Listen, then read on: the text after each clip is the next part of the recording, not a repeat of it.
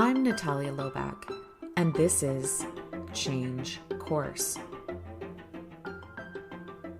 So much of the change that we've been experiencing over the last 2 years is, as I mentioned in the previous episode, change that has been happening to us.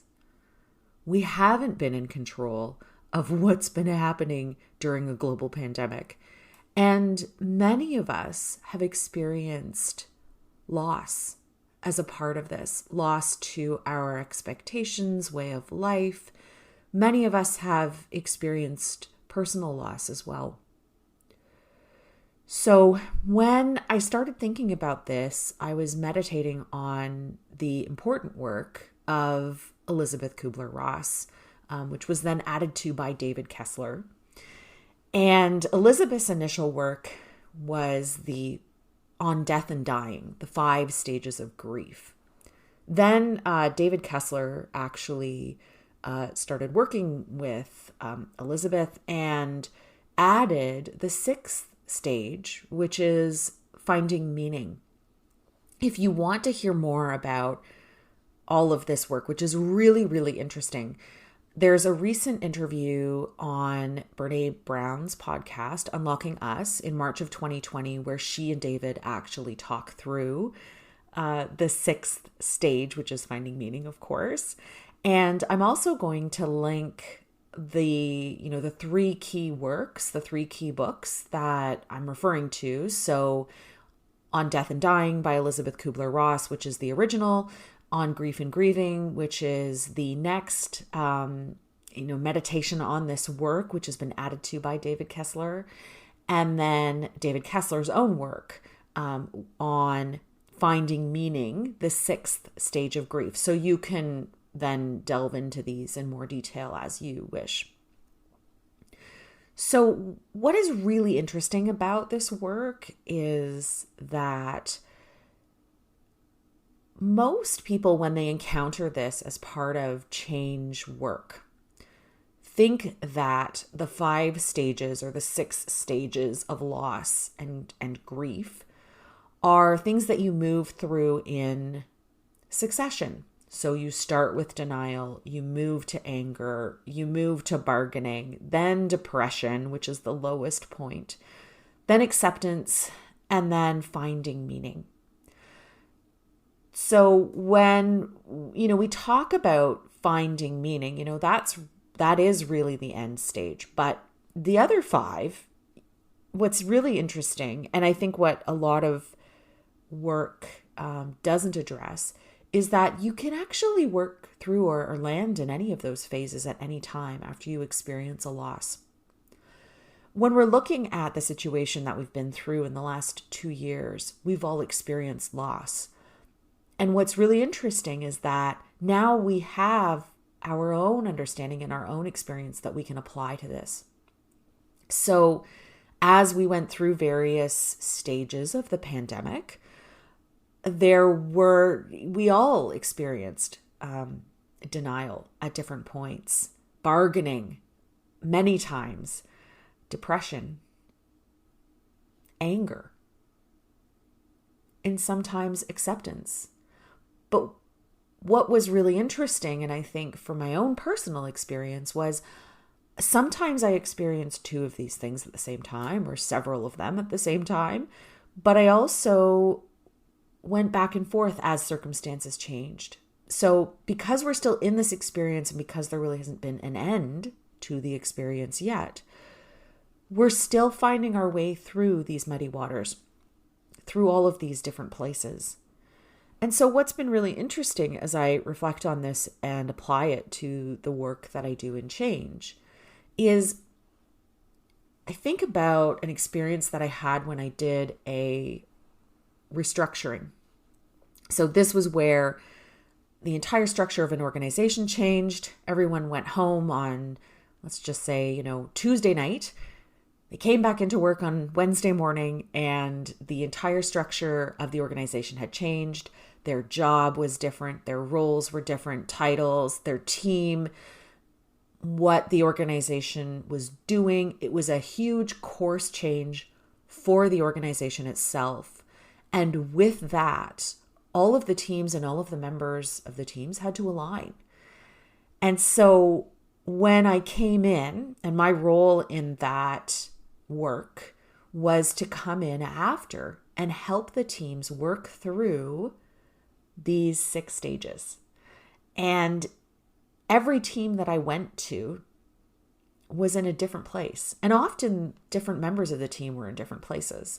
And what I found really interesting was you had to meet people where they were and help them find their own way through. And sometimes, they made a stop in each of the 5 stages and moved into number 6 at the end.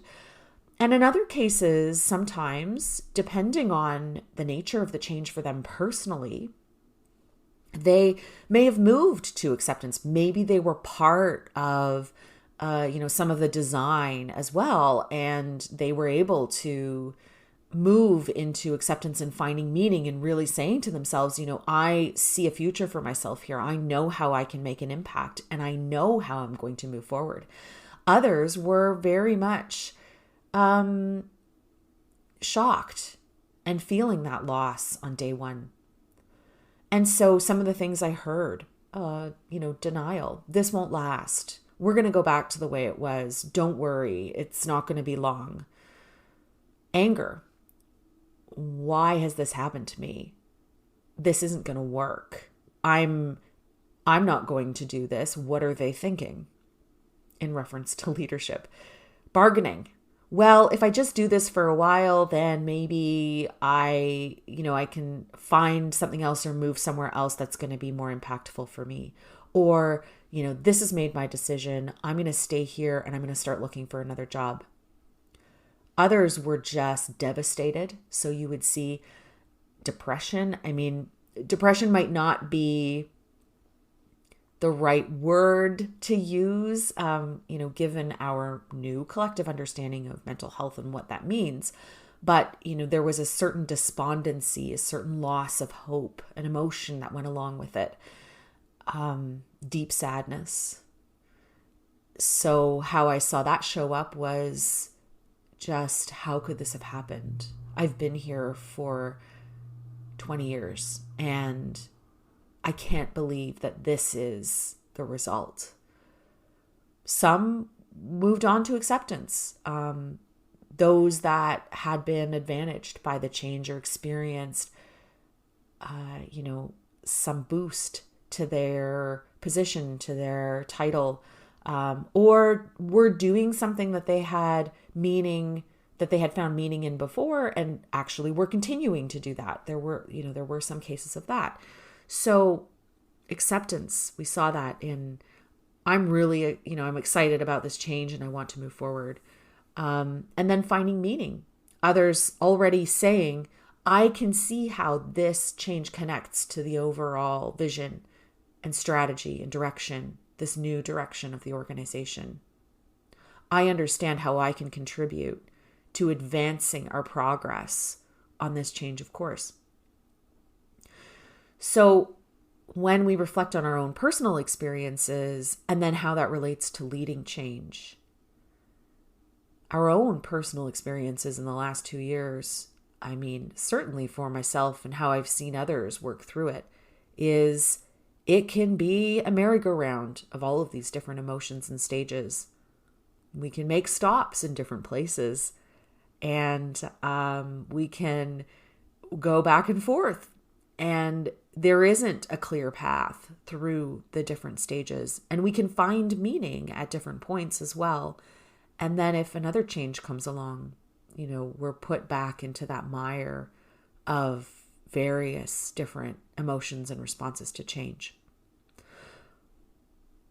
The next thing that I want to say is that what's been really interesting is looking at change as an experience of loss. And certainly for change leaders, this is an important point. When we strive to enact radical, transformative change in organizations and for groups of people, there is a collective experience of loss. And this is because in order to make way and usher in the new, you have to let go of the past. And this isn't a light switch that can be turned on and off. This is a process. So what change leaders need to remember is that as they are the ones who are the captain of the ship, and you are charting that new course, you've already made that decision to let go of the old. You know the old is no longer serving you, and you are charting that brave new course towards a new destination. You've already made that decision. You're invested in the future. But your organization and all those people that are on the ship with you, they need to understand and move through that loss of the old at their own pace and rhythm. And you can help them. And, there are ways to work through that. And we'll discuss more of that as we get into other episodes, not today. There are ways to help. There are ways to help people move through change effectively. But there is going to be a gap. There's going to be a gap for a period of time between where you are as a leader and where your people are. And closing that gap is the work of change. I hope that this has been an interesting meditation on grief, grieving loss, and how we change. And I hope that it's helpful for you in your work on how you lead change. You can find all of the work that I referenced on my website at www.charthouse.ca. Helpful links are there, as well as links to where you can find the books and the work of the authors and the contributors that I mentioned. Thank you for listening, and I look forward to learning with you as we talk about how to change course.